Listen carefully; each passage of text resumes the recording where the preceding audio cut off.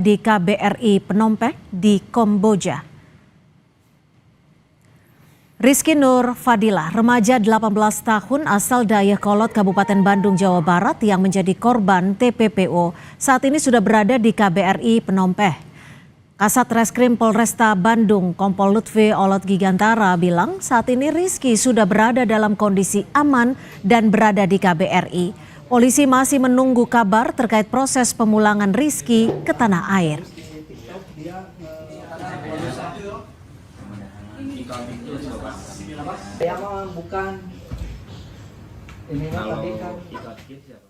Dari KBRI Kamboja yang ada di Phnom Penh bahwa korban saudara Rizky saat ini sudah berada di KBRI Phnom Penh yang mana masih dilakukan pemeriksaan. Gubernur Jawa Barat Deddy Mulyadi memastikan tetap akan berkoordinasi dengan Polda Jawa Barat untuk penanganan kasus dugaan TPPO yang diduga dialami Rizky Nur Fadilah di Kamboja. Pemprov Jawa Barat juga memastikan akan menyiapkan biaya untuk pemulangan Rizky. Deddy mengimbau siapapun untuk tetap waspada jika mendapat iming-iming bekerja di luar negeri. Pemerintah Provinsi Jawa Barat tetap mengambil keputusan untuk berkoordinasi dengan Polda Jabar dan KBRI.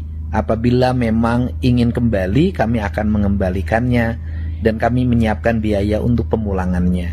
Untuk itu, pada siapapun untuk berhati-hati ketika akan bekerja di luar negeri yang dijanjikan atau diiming-imingi sesuatu yang pada akhirnya menjadi derita dan menjadi kesulitan bagi banyak orang. Untuk itu, kami akan segera bergerak. Kapolda Jawa Barat, Irjen Rudi Setiawan mempersilahkan siapapun melapor jika ada dugaan tindak pidana perdagangan orang atau TPPO. Kapolda Jabar bilang pihaknya segera merespon dan menindaklanjuti setiap laporan yang masuk. Kapolda menambahkan ada sejumlah lembaga terkait yang akan membantu proses penanganan laporan atas kasus TPPO. Ada peristiwa yang merupakan tindak pidana perdagangan orang, silakan untuk mengadu ke kami, ya, nggak usah formal-formal, lisan saja, ini cukup kami respon. Kita juga punya lembaga-lembaga lain juga, pasti akan merespon semua keluhan atau dugaan adanya perdagangan. Nanti kami tindak lanjuti ya.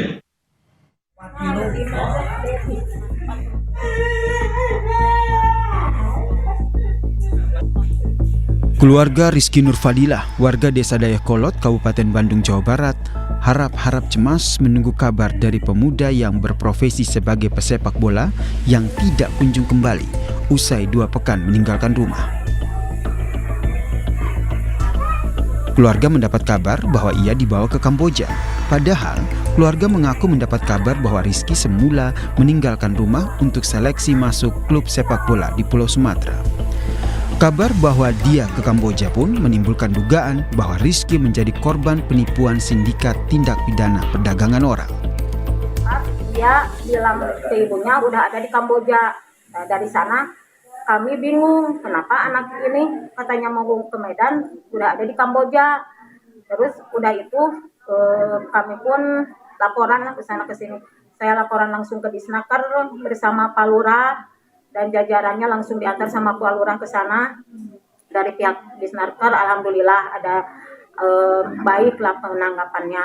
Katanya ya tunggu karena mungkin ya tidak menyalahkan, kan yang diurus bukan hanya 1 orang mungkin. Kabar soal Rizky yang diduga menjadi korban perdagangan orang saat ingin menjadi pesepak bola di Sumatera pun mengundang simpati sejumlah pemain timnas. Lewat akun media sosial, mereka meminta dukungan untuk menyelamatkan Rizky, seperti yang terlihat pada akun media sosial Asnawi Mangkualam dan juga Rizky Ridho. Usai pemberitaan soal dugaan jadi korban TPPO di Kamboja viral, Rizky Nur Fadilah pun muncul dalam video klarifikasi yang mengatakan dia dalam kondisi baik di Kamboja dan minta dipulangkan ke tanah air. Tidak pernah, itu kemauan saya sendiri, tidak ada paksaan. Dan di sini saya baik-baik saja, kondisi saya aman. Tadi saya sudah dikasih makan. Itu bikin cerita karena saya ingin pulang cepat. Meski demikian, pemerintah Jabar pun tetap mengambil tindakan untuk berkoordinasi dengan Polda Jabar dan KBRI. Pemerintah Provinsi Jabar siap memfasilitasi kepulangan Rizky Nur Fadila. Tim Liputan, Kompas TV. Lalu seperti apa perkembangan terkini terkait proses pemulangan dari Rizky Nur Fadila dan benarkah Rizky menjadi korban tindak pidana perdagangan orang? Kita akan bahasnya bersama dengan Kapolda Jawa Barat periode 2016-2017 Irjen Purnawirawan Anton Carlyan. Assalamualaikum Pak Anton, semoga sehat-sehat selalu. Waalaikumsalam warahmatullahi wabarakatuh. Ya, Pak Anton, ini kita mengetahui bahwa TPPO semakin marak dan juga banyak korban yang tergiur dan kemudian ini diduga sindikat yang selalu berada di Kamboja. Seperti apa Anda melihatnya bahwa ini menjadi modus yang terus terjadi? Ya memang namanya TPPO itu adalah tindakan perdagangan orang atau di dalam bahasa sehari-hari perbudakan modern lah gitu kan. Ya memang saya dulu sebagai Kasubdi Trafficking in Person atau TPPO di Mabes Polri, dan kejahatan ini merupakan extraordinary crime, yaitu kejahatan yang terorganisir. Nah, apalagi ini kejahatan internasional ya, dan serious crime. International ordinary crime itu kenapa? Karena lintas negara gitu kan. Dan memang modusnya itu pasti dengan manipulatif. Penipuan dengan cara merekrut, kemudian mengirim ke tempat pekerjaan, dan biasanya ada persinggahan juga di sini. Tadi sebelum ke Kamboja ada di Malaysia dengan iming-iming kan mau menjadikan seorang atlet gitu kan, pelatihan di Persatuan Sepak Bola Medan, tetapi kenyataannya bukan, pasti dengan gaji yang besar. Dan biasanya kalau ke luar negeri pun juga ini yang pernah terjadi beberapa waktu yang lalu, bisa dijadikan untuk penari, duta budaya, kemudian juga sebagai pengasuh keluarga. Tapi ada yang lebih sadis lagi, malah di sana itu nanti mereka ini kenyataannya dieksploitasi. Nah, inilah perbudakan modern, dipaksa, diisolasi, disekap, tidak bisa kemana-mana. Nah, ini pun juga katanya kan disekap, disuruh untuk mencari orang-orang dari RRT konglomerat yang kaya-kaya. Nah, ini tata caranya bagaimana seolah-olah menjadi seorang wanita. Nah, ini memang sering terjadi. Bahkan yang lebih hebat itu kan ada lagi, yaitu penjualan organ. Penjualan organ pun juga ini pernah terjadi dulu, yaitu organnya itu dijual ke negeri-negeri maju seperti ke RRT, ke Jepang, ke Korea dan lain-lain. Bahkan namun kalau tampak ada modus terbaru di sini ya Pak Anton, bahwa sebelumnya bahwa ada modus baru gitu kan. Enggak, artinya baru, gitu kan. Korban ini merupakan seorang atlet yang masih belia, usianya baru 18 tahun, dan kemudian seorang kiper yang pernah diklat di Persib Bandung. Dan ini modusnya adalah mengiming-imingi bahwa korban bisa masuk dalam salah satu klub, namun kemudian dia dibawa hingga Kamboja. Dan ini merupakan salah satu kasus terbaru. Apa benar berdasarkan pengamatan Anda bahwa ini menjadi seorang atlet dan kemudian tiba-tiba harus terjerumus dalam tindakan scammer atau perdagangan orang juga?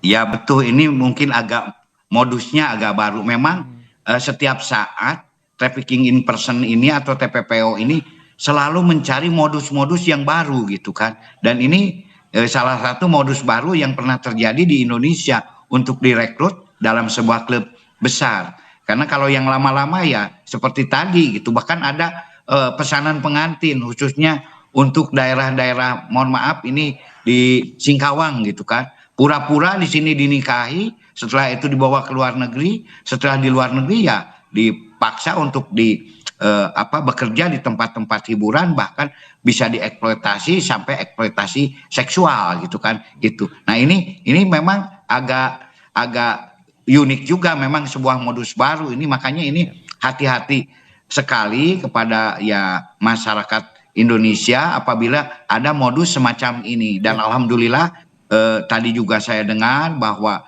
untuk kepulangan akan ditanggung oleh Pemda Jabar dari Pak Gubernur KDM gitu. Jadi memang betul, dan mungkin modus-modus ini akan terus berkembang. Apa saja, tapi yang paling utama di sini begitu sampai ke tempat tujuan itu diisolasi dan dieksploitasi gitu. Terakhir Pak, untuk saat ini sebenarnya pengawasannya seperti apa dan tampaknya masuknya melalui media sosial atau dunia maya. Lalu seperti apa pengawasan yang harus diwaspadai dan tindakan oleh pemerintah untuk mencegah hal ini bisa tidak terjadi lagi? Ya memang untuk pengawasan media sosial ini salah satu kemarin juga saya menyampaikan agar media sosial ini, setiap media sosial yang ada di Indonesia ini ya identitasnya itu harus jelas, karena sekarang ini banyak sekali media sosial yang identitasnya itu bodong gitu kan, tidak Anonim jelas lah ya, Pak. Sehingga dengan adanya sebuah identitas yang jelas itu bisa diawasi. Kan di dalam dunia cyber juga ada patroli cyber. Nah apabila dianggap ada hal-hal yang mencurigakan, misalkan rekrutmen tenaga kerja atau lain-lain, judol atau apa saja yang kira-kira melanggar hukum, ini sudah bisa segera terdeteksi. Baik. Sama juga seperti sekarang Google lain-lain, apabila ada kata-kata kotor kan langsung kita ini di drop gitu kan, dikeluarkan. Itu Baik. salah satu. Jadi ditingkatkan adalah cyber patrolnya, baik dari kepolisian. Patroli siber harus ditingkatkan, dan juga untuk saat ini alhamdulillah posisi dari Rizky juga sudah dalam Polisian proses maupun dari pemulangan dan juga media proses sosial KBRI sampai untuk dipulangkan kembali kepada keluarganya di Bandung Barat, Jawa Barat. Terima kasih sekali lagi Pak Anton Carlian, mantan Kapolda Jawa Barat, telah berbagi perspektif bersama kami di Kompas Petang.